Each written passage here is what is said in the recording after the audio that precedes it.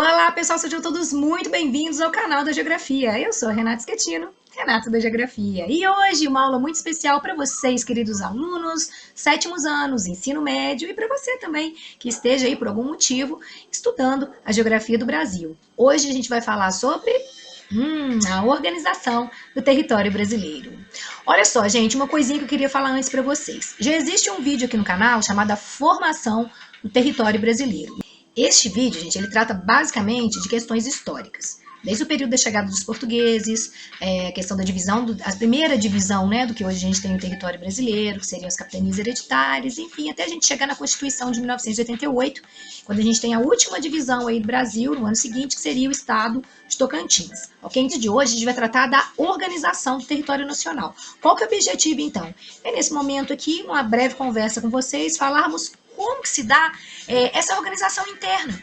Como é que ficou, então, depois que o Brasil, né, adquiriu essa configuração, esse território, né, esse mapa político que a gente conhece, como é que é distribuído, como é que é organizado, como é administrado o Brasil internamente, certo? Então, esse é o objetivo dessa aula de hoje.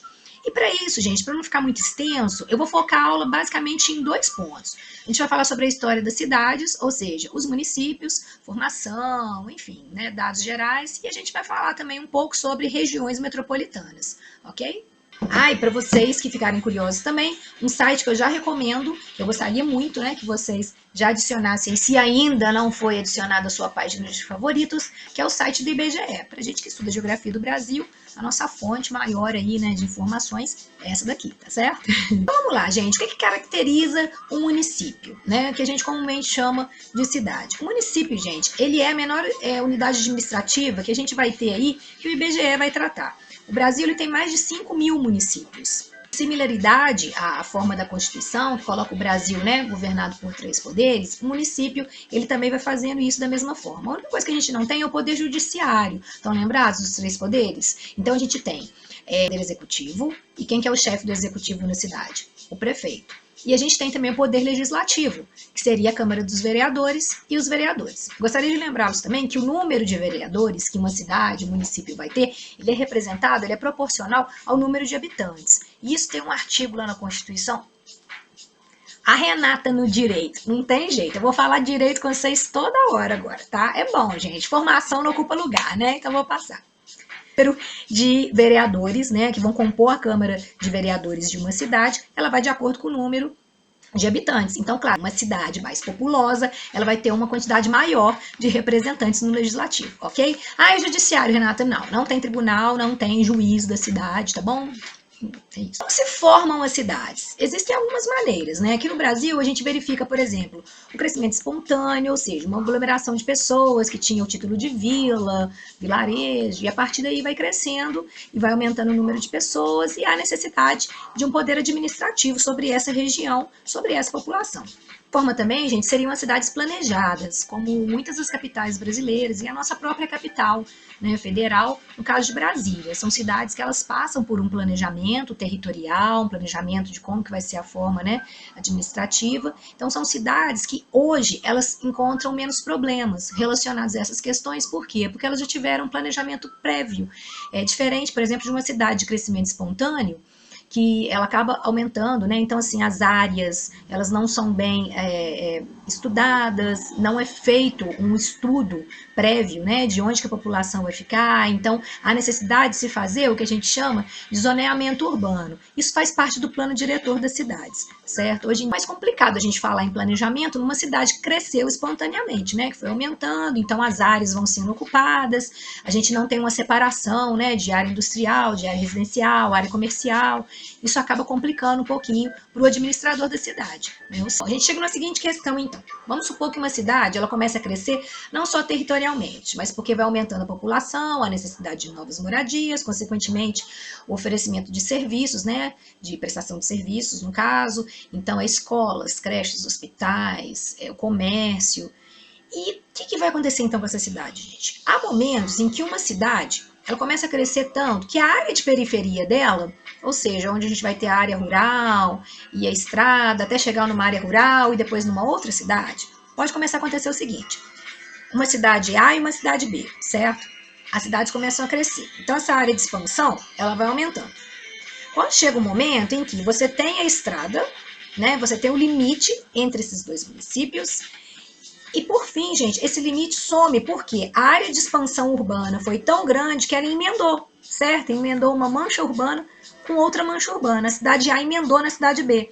É o caso, por exemplo, da cidade de São Paulo. Eu gosto de falar muito de sala de aula, né? São Paulo e São Caetano do Sul. São cidades que, assim, é uma ponte, né, que separa. E a gente, duas cidades, elas se juntam, as áreas urbanas, elas acabam se emendando, a gente chama isso de, sim, guarda esse nome, porque ele é complicado, vocês vão rir no início, mas não pode esquecer mais não. Conurbação. Então, para chegar no processo que eu vou falar com vocês agora, vocês têm que entender o que é conurbação. Então, é quando uma cidade A e uma cidade B, elas emendam as suas áreas urbanas, ao ponto de você só diferenciar que está saindo da cidade A para a cidade B, se tiver uma placa te avisando, né? Se tornando muito comum, principalmente na região que a gente mora aqui, na região sudeste. Isso é muito comum, as cidades elas têm crescido, as áreas de expansão, né, necessidade de novas moradias, criação de novos bairros, então a mancha urbana vem aumentando e pressionando a área rural. Como é que chama esse processo? Conurbação, tá, gente? Então não esqueçam isso. Falar assim, Renata, mas para que você está me ensinando esse nome estranho? Pois é, para você guardar, porque é a partir desse processo de conurbação que a gente vai ter um outro fenômeno acontecendo nas cidades brasileiras, que seria da formação, sim, das regiões metropolitanas, que é o que a gente vai tratar agora um pouquinho mais. Então, gente, o que seria basicamente uma região metropolitana? O conceito seria, então, aglomerações de municípios que eles têm uma questão limítrofe. É isso, né? O resultado da conurbação. Então, eles estão sempre muito próximos uns dos outros. Basta isso, Renata. Basta apenas dois municípios limítrofes, né? Se encontrarem ali, formou uma região metropolitana, ok? Quem define isso? Bom, aí é que tá. Eu vou ter que entrar no direito, né? A Constituição Federal de 1988, no seu artigo 25, ela já institui, né, o que seria, o que a gente pode considerar como uma região metropolitana. E uma das coisas mais interessantes é que a partir do momento que uma cidade junta com a outra, vocês conseguem perceber que os interesses vão passar a ser comuns também? Por quê? A facilidade de acesso de populações, né? No caso, sair de uma cidade para outra, uma cidade oferece um serviço melhor do que a outra, então né, as pessoas vão começar a circular atravessando, atender seus interesses da melhor forma possível. Então, há uma necessidade de administração num formato diferente. Um ponto muito importante é a execução e o planejamento desses interesses comuns.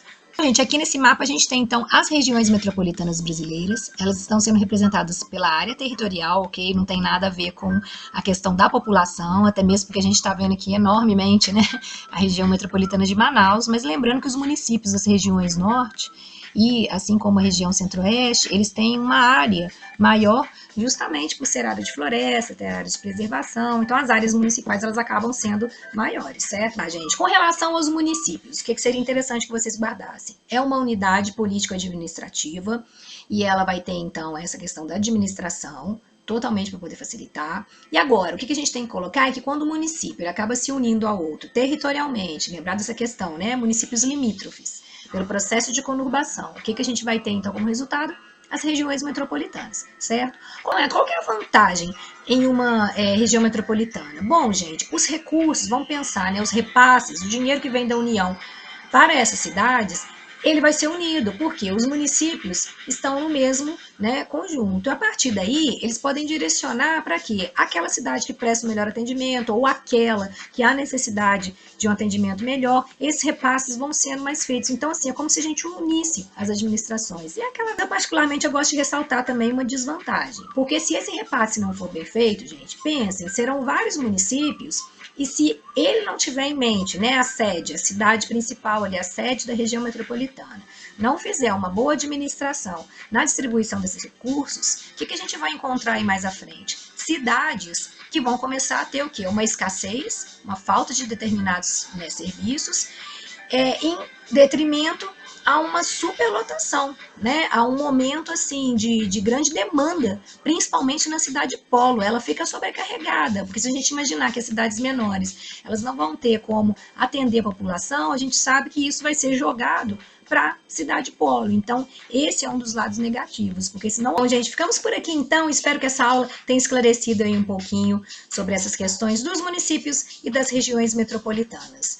Desejo então a todos vocês excelentes estudos, que vocês mandem muito bem aí nos testes e nas provas, porque tá começando, tá chegando aí essa nossa semana tão aguardada aí desse nosso início de ano letivo, porque agora é para valer. Um beijo e até o nosso próximo vídeo.